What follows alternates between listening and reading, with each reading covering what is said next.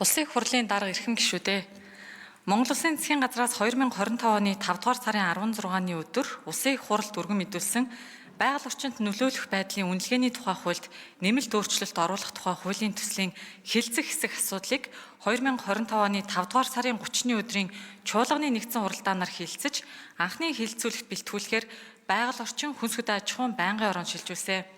Байгаль орчинд нөлөөлөх байдлын үнэлгээний тухай хуульд нэмэлт өөрчлөлт оруулах тухай хуулийн төслийг байнгын орооны болон чуулганы нэгдсэн хуралдаанаар хэлэлцүүлэх бэлтгэл хангах үүрэг бүхий ажлын хэсгийг байнгын орооны 2025 оны 19-р тогтоолоор байгуулсан бөгөөд ажлын хэсгийн ахлагчаар Улсын их хурлын гишүүн Б. Уянга, бүрэлдэхүүнд нь Улсын их хурлын гишүүн Н. Алтан Шагаа, Б. Батэрдэн, Г. Ганбаатар, С. Замира, Ц. Мөнхбат, Б. Мөнх Соёл, С. Одонтуяа нарын гишүүд ажилласан.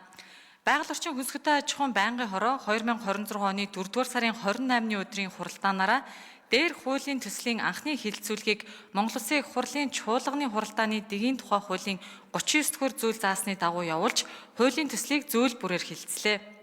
Хуулийн төслийн анхны хэлэлцүүлэг явуулах үед Улсын их хурлын гишүүн Д. Батбаяр төсөл тусгасан их, дунд, бага гэсэн тухайн нутаг дэвсгэрт хэрэгжих төслийн зэрэглэлийг хэрхэн тогтоох, зэрэглэл тус бүрд төрийн оролцоо ямар байх, Улсын хурлын гишүүн М. Ган Хүлэг төслийн зэрэглэлийг засгийн газраар баталж мөрдүүлж байгаа нь тогтвортой байх эсэх, их эрсдэлтэй төслүүдэд төрийн хяналт иргэдийн оролцоог тусгасан талаар, Улсын их хурлын гишүүн М. Мандахай уул уурхайн чиглэлээр үйл ажиллагаа явуулж байгаа аж ахуйн нэгжүүд байгаль орчны нөхөн сэргээлтийг зохих стандартын дагуу хэрэгжүүлэх хяналт тавих талаар хуулийн төсөлд тусгасан эсэх, Улсын их хурлын гишүүн Ж. Чин бүрэн байгаль орчин нөлөөлөх байдлын үнэлгээний тайланг алдаатай боловсруулж баталсан тохиолдолд хариуцлага тооцох механизмыг бүрдүүлсэн эсэх, Улсын их хурлын гишүүн Б. Бэйсэн уул уурхайн чиглэлээр үйл ажиллагаа явуулж байгаа аж ахуйн нэгжүүдэд дахин боловсруулах чиглэл үйлдвэртэй байх хаягдлыг бууруулах асуудлыг хуулийн төсөлд тусгасан талаар асуулт асууж хариулт авлаа.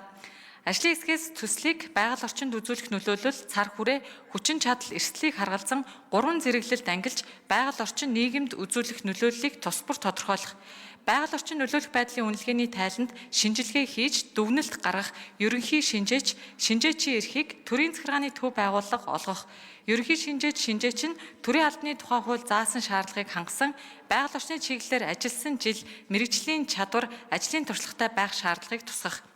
Төсөл хэрэгжүүлэгч, үнэлгээ хийсэн мэргэжлийн байгууллага хамтран байгаль орчны нөлөөллийн үнэлгээний тайланг, нутаг дэвсгэрийн захиргаа төслийн нөлөөлөл төртөх иргэдэд танилцуулж, санал авах ажлыг зохион байгуулах зэрэг зарчмын зөрүүтэй 10 санал гаргасныг хуралдаанд оролцсон гишүүдийн олонх тэмцсэн болно. Мөн хуулийн төсөлтэй холбогдуулан Улсын их хурлын гишүүн Ирсидор Жос зарчмын зөрүүтэй 4 санал гаргасныг хуралдаанд оролцсон гишүүдийн олонх дэмжээг байна. Байнгын орооны хуралдаанаар зарчмын зөрүүтэй саналын томьёоллыг нэг бүрчлэн хэлэлцэн санал хураалт явуулсан бөгөөд олонхын санал авсан аваагүйгээр нь бүлэглэн анхны хэлэлцүүлэг явуулсан талаарх байнгын орооны санал дүгнэлтийг хамт та бүхэнд хүргүүлсэн болно. Улсын их хурлын эрхэм гишүүдээ байгаль орчинд нөлөөлөх байдлын үнэлгээний тухай хуульд нэмэлт өөрчлөлт оруулах тухай хуулийн төслийн анхны хэлэлцүүлгийг явуулсан талаарх байгаль орчин хүнсгэтэй аж ахуйн байнгын орооны санал дүгнэлт, зарчмын зөрүүтэй саналын томьёоллыг хэлэлцэн шийдвэрлэж өгөхийг та бүхнээс хүсье. Анхаарал тавьсанд баярлалаа.